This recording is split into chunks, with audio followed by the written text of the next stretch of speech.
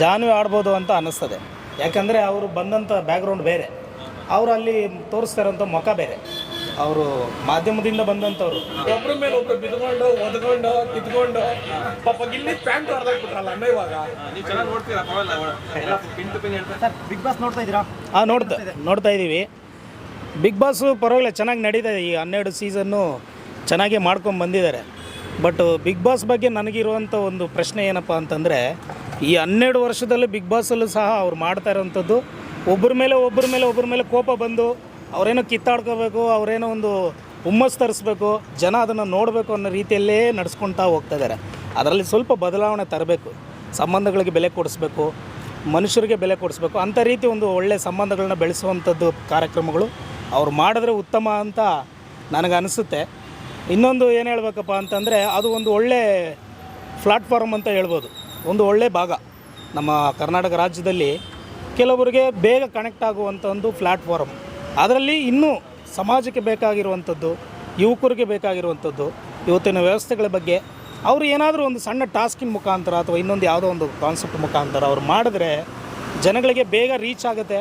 ನಮ್ಮ ದೇಶದ ಅಭಿವೃದ್ಧಿ ಆಗಿರ್ಬೋದು, ಬೆಂಗಳೂರು ಅಭಿವೃದ್ಧಿ ಆಗಿರ್ಬೋದು, ಅದ್ರ ಮುಖಾಂತರ ಎಲ್ಲಾದರೂ ಒಂದು 5 ನಿಮಿಷ ದಿನಕ್ಕೆ ಅಥವಾ ಆ ಪ್ರೋಗ್ರಾಮಲ್ಲಿ ಒಂದು ನಿಮಿಷ ಎಲ್ಲಾದರೂ ಅವರು ಒಂದು ಅವೇರ್ನೆಸ್ನ ತುಂಬಿಸ್ತಿದ್ರೆ ಒಳ್ಳೆಯದು ಅಂತ ನಾವು ಬಯಸ್ತೀವಿ. ಸೆಲೆಕ್ಟ್ ಮಾಡೋ ಕಂಟೆಸ್ಟೆಂಟ್ಗಳು ನಿಮಗೆ ಎಷ್ಟು ಖುಷಿ ತಂದಿದೆ? ಕಂಟೆಸ್ಟೆಂಟು ಖುಷಿ ಅನ್ನೋದಕ್ಕಿಂತ ಒಳ್ಳೆಯವ್ರನ್ನ ತೊಗೋಬೇಕು. ಸಮಾಜಕ್ಕೆ ಒಳ್ಳೆ ಸಂದೇಶ ಕೊಡುವಂಥವ್ರನ್ನ ಒಂದು 50% ಆದರೂ ತೊಗೋಬೇಕು. ಕೇವಲ ಮನೋರಂಜನೆ ಮಾತ್ರನೇ ಬಿಗ್ ಬಾಸ್ ಅಲ್ವಲ್ಲ. ಸಮಾಜಕ್ಕೆ ಒಂದು ಒಳ್ಳೆಯ ಉದ್ದೇಶ, ಒಳ್ಳೆ ದಾರಿಯಲ್ಲಿ ಹೋಗುವಂಥವ್ರನ್ನ ಮಾರ್ಗದರ್ಶವಾಗಿ ಅವ್ರು ತೆಗೆದುಕೊಂಡು ತೋರಿಸಿದ್ರೆ ಒಳ್ಳೆಯದು ಅಂತ ಅನ್ನಿಸ್ತದೆ. ಬಟ್ ಈ ಸತಿ ಸೆಲೆಕ್ಷನಲ್ಲಿ ನನಗೊಂದು ಅರ್ಧ ಜನ ಯಾರಂತಲೇ ಗೊತ್ತಿರಲ್ಲ. ಒಂದು 5-6 ಜನ ಮಾತ್ರ ಗೊತ್ತು ನನಗೆ. ಮಿಕ್ದವ್ರು ಯಾರು ಅಷ್ಟು ಗೊತ್ತಿಲ್ಲ ನನಗೆ. ಅದರಲ್ಲಿ ಯಾರು ವೇಸ್ಟ್ ಅನ್ಸುತ್ತೆ ಅಲ್ಲಿ ಬಂದಿರೋರಲ್ಲಿ ವೇಸ್ಟ್ ಅಂತಂದರೆ ಒಂದು 40% ವೇಸ್ಟೇ. 6ರಿಂದ 7 ಜನ ವೇಸ್ಟ್, ಸುಮಾರು ವೇಸ್ಟ್. ಎಕ್ಸಾಂಪಲ್ ಅದೇ ಅವ್ರ ಹೆಸರುಗಳೆಲ್ಲ ಎಲ್ಲಿ ಕೆಲವರಿಗೆ ಹೆಸರು ಆಲ್ರೆಡಿ ಇದೆ. ಅಂಥವ್ರನ್ನ ಬಿಟ್ಟು ಈಗ ಬರ್ತಾ ಇರುವಂಥವ್ರನ್ನ, ಹಿಂದೆ ಉಳಿದಂಥವ್ರನ್ನ ಮುಂದೆ ತಂದರೆ ಒಳ್ಳೆಯದು ಅಂತ ಅನಿಸುತ್ತೆ. ಇವಾಗ ಕಂಟೆಂಟ್ ಇರೋದು 6 ಜನ. ಅಶ್ವಿನಿ ಗೌಡ ಅದು, ಗಿಲ್ಲಿ ಇದು, ಅವ್ನು ರಘು ಬಿಟ್ಟರೆ ತಿರ್ಗಾ ಅವನು ಧನುಷ್ ಜನ ಸ್ವಲ್ಪ ಐತೆ. ಈಗ ರಘು ರೀಸೆಂಟ್ ಬಂದಿದಾರಲ್ಲ, ಹೆಂಗೆ ಪರವಾಗಿಲ್ಲ, ನೆಕ್ಸ್ಟ್ ಲೆವೆಲ್ ಆಗಿ ಆಡ್ತಾ ಇದಾರೆ. ಹಂಗೆ ಆಡ್ಬೇಕು ಸರ್. ಒಬ್ರ ಮೇಲೆ ಒಬ್ರು ಬಿದ್ಕೊಂಡು ಒದ್ಕೊಂಡು ಕಿತ್ಕೊಂಡು ಪಾಪ ಗಿಲ್ಲಿ ಪ್ಯಾಂಟ್ ಹೊರದಾಕ್ಬಿಟ್ರಲ್ಲ ಅಣ್ಣ. ಇವಾಗ ನೀವು ಚೆನ್ನಾಗಿ ನೋಡ್ತೀರಾ? ಪಿನ್ ಟು ಪಿನ್ ಹೇಳ್ತಾ ಇದ್ದೀರಾ? ನಾವು ನೋಡ್ತಾನೆ ಇರ್ತೀರಲ್ಲ. ಬಿಸ್ನೆಸ್ ಮಾಡ್ಕೊಂಡು ಯಾವ ಟೈಮಲ್ಲಿ ಫ್ರೀ ಆಗ್ತೀರಾ? ನಾವು ಮಧ್ಯಾಹ್ನ ಮೇಲೂ ಫ್ರೀ ಆಗ್ತೀರಿ, ತಿರ್ಗಾ ಸಾಯಂಕಾಲನೂ ಫ್ರೀ ಆಗ್ತೀರಿ. ಸಾಯಂಕಾಲ ಹೆಂಗ 90 ತಗೊಂಡು ಕುತ್ಕೊಂಡು ಬಿಗ್ ಬಾಸ್ ಆನ್ ಮಾಡ್ಕೊಂಡು ಕುತ್ಕೊಂಡು ನೋಡ್ತಾ ಇರ್ತೀರಿ. ಮೊಬೈಲ್ ನೋಡ್ತೀರಾ? ನಿಮಗೆ ಬಿಗ್ ಬಾಸ್ ಅಲ್ಲಿ ಇರಿಟೇಟ್ ಅಂದ್ರೆ ಯಾರು? ಸರ್ ಇರಿಟೇಟ್ 4 ಜನ ಅವರೇ ಸರ್. ಅವ್ರ ಹೆಸರೆಲ್ಲ ಇವಾಗ ಹೇಳಕ್ಕಾಗಲ್ಲ. ಅಲ್ಲ, ನಿಮಗೆ ಒಳ್ಳೆ ಚೆನ್ನಾಗಿ ಆಡ್ತವ್ರೆ, ಎಂಟರ್ಟೈನ್ಮೆಂಟ್ ಮಾಡ್ತವ್ರೆ ಅನ್ನೋರು ಯಾರು? ಅದೇ ಸರ್, ಎಕ್ಸಾಂಪಲ್ ಗಿಲ್ಲಿ, ಅವನು ಬಿಟ್ಟರೆ ನಮ್ಗೆ ಯಾರು ಇಷ್ಟ ಆಗಿಲ್ಲ. ಅವಾಗ ಜಗಳ ರಾಣಿ ಬಂದು ನಮ್ಮ ಅಶ್ವಿನಿ ಗೌಡ್ರು ನಡೀತಾ ಇದೆ ಹೆಂಗೋ ಹಿಂಗೋ. ತುಂಬ ಬೇಕಾಗಿ ಆಡ್ತಾರೆ ಅಂದ್ರೆ ಯಾರು ಇರ್ಬೋದು? ಜಾನ್ವಿ ಆಡ್ಬೋದು ಅಂತ ಅನ್ನಿಸ್ತದೆ. ಯಾಕಂದರೆ ಅವರು ಬಂದಂಥ ಬ್ಯಾಕ್ಗ್ರೌಂಡ್ ಬೇರೆ, ಅವರು ಅಲ್ಲಿ ತೋರಿಸ್ತಾ ಇರೋಂಥ ಮುಖ ಬೇರೆ. ಅವರು ಮಾಧ್ಯಮದಿಂದ ಬಂದಂಥವ್ರು, ಮಾಧ್ಯಮ ಹಿನ್ನೆಲೆ ಇಟ್ಕೊಂಡು ಬಂದಂಥವ್ರು. ಅವರು ಅಲ್ಲಿ ಏನಾದರೂ ಒಂದು ಪಾಸಿಟಿವ್ನೆಸ್ನ ತರಬೇಕಿತ್ತು ಸಮಾಜಕ್ಕೆ. ಅಂಥದ್ದು ಕಾಣ್ತಿಲ್ಲ ಇವರಲ್ಲಿ. ಬರೀ ಅವರು ಒಬ್ಬರ ಮೇಲೆ ಡಿಪೆಂಡ್ ಆಗಿ, ಅಶ್ವಿನಿ ಅನ್ನೋಳ ಮೇಲೇ ಡಿಪೆಂಡ್ ಆಗಿ ಹೋಗ್ತಾ ಇರೋಂಥದ್ದೇ ಕಾಣ್ತದೆ.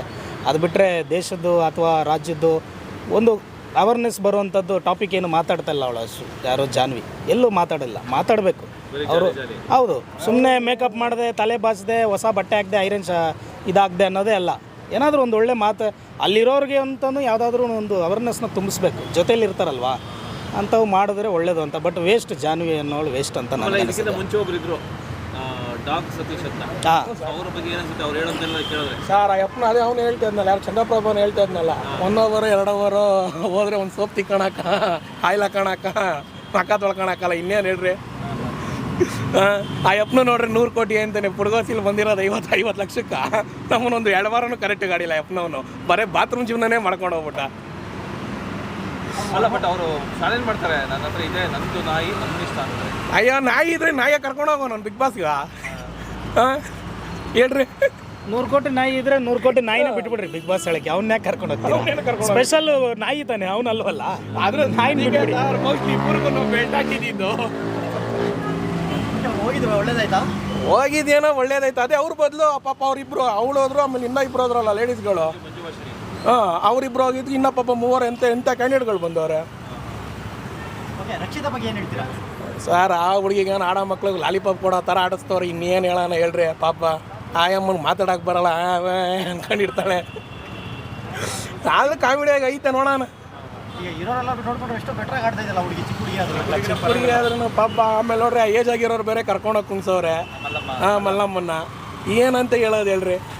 ಓಕೆ, ನಿನ್ನೆ ಕಾಕ್ರೋಚ್ ಸುದ್ದಿಯವರು ರಕ್ಷಿತಾಗೆ ತಡೆ ಅಂತ ಎಲ್ಲ ಬೈತಾರೆ, ಅದ್ರ ಬಗ್ಗೆ ಏನು ಅನಿಸ್ತು ನಿಮಗೆ? ಅವ್ರು ಮಾತಾಡೋದು ಹಂಗೈತಿ, ಏನು ಮಾಡೋಣ. ಅದರಿಂದನೇ ತಾನೇ ಸ್ವಲ್ಪ ಕಂಟೆಂಟ್ ಆಗೋದು. ಇಲ್ಲಾಂದ್ರೆ ಇನ್ನೆಲ್ಲ ಆಯ್ತದೆ. ನಮಗೂ ಅಂಥವೇ ಅಲ್ಲ ಬೇಕಾಗಿರೋವು. ಅವ್ರೇನಂತಾರೋ ಇಲ್ಲ ಇದು ಮಾಡ್ಕೊಂಡು ಅಂತವು. ಸೊ ಈಗ ನಿಮಗೆ ಬಿಗ್ ಬಾಸ್ ಅಲ್ಲಿ ಏನು ಇಷ್ಟ ಆಗುತ್ತೆ? ಅಂದರೆ ಜಸ್ಟ್ ಮಾತಾಡ್ಕೊಂಡು ಬರೀ ಗೇಮ್ ಆಡೋದು, ಗೇಮಲ್ಲಿ ಚಾಲೆಂಜ್ ತೋರಿಸೋದು, ಇದೇ ಇಷ್ಟ ಆಗುತ್ತೆ ಸರ್? ಅವರು ವೈಯಕ್ತಿಕ ಆಮೇಲೆ ಇನ್ನೇನ ಇದೆಲ್ಲ ಮಾಡ್ತಾ ಇರ್ತಾರಲ್ಲ, ಅದೆಲ್ಲ ಇಷ್ಟನೇ. ನಾವು ಹಂಗೆ ನಾವು ಹಿಂಗಿದ್ದೀರಿ, ಆಮೇಲೆ ನೆಕ್ಸ್ಟ್ನವ್ರು ನಾವು ಬೇರೆ ಥರನೇ ಇರ್ತೀರಿ. ಅವರು ಅದೇ ಥರನೇ ಎಲ್ಲ ಬಿಟ್ಟು ಪಾಪ ಹೆಂಗೆ ಒಂದೊಂದು ಇದು ಮಾಡ್ಕೊಂಡು ಅವ್ರು. ಅಂದರೆ ಜಗಳಾಡೋದು ಒಳ್ಳೇದು, ಎಂಟರ್ಟೈನ್ಮೆಂಟ್ ಒಳ್ಳೇದೇ ಸರ್. ಇನ್ನೇನು ಎಲ್ಲರಿಗೂ ಅದೇ ತಾನೇ ಬೇಕಾಗಿರೋದು.